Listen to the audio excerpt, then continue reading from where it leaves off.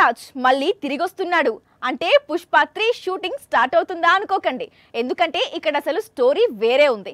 పుష్ప 2 తోనే icon star re entry ఇవ్వబోతున్నాడు.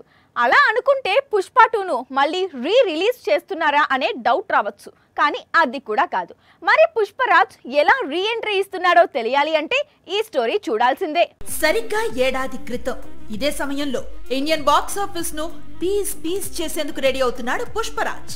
Burns theatres కు వచ్చిన తర్వాత పాన్ ఇండియా వైడ్ గా చాలా రికార్డ్స్ ను బద్దలు కొట్టాడు అల్లు అర్జున్. దాదాపు 1800 కోట్లకు పైగా వసూళ్లను రాబట్టాడు. ఇప్పుడు మరోసారి రికార్డుల వేటను కొనసాగించేందుకు సిద్ధమవుతున్నాడు. అసలు విషయం ఏంటంటే జనవరి 16న పుష్ప 2 చిత్రం జపాన్ లో రిలీజ్ కు రెడీ అవుతోంది.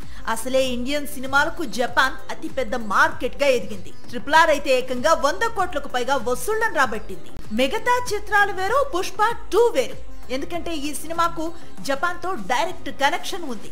అందుకే పుష్ప 2 జపాన్ లో రిలీజ్ అయితే చాలా రికార్డులు బద్దలు కొడుతుందని అంచనాలున్నాయి. అల్లు అర్జున్ కూడా ప్రమోషన్ కోసం జపాన్ కు వెళ్లే అవకాశాలున్నాయి. సాక్షి టీవీ ప్రసారాలను నిలిపివేయడం చట్టరీత్యా నేరం. సాక్షి టీవీ ప్రసారాల కోసం మీ స్థానిక కేబుల్ ఆపరేటర్ని వెంటనే సంప్రదించండి.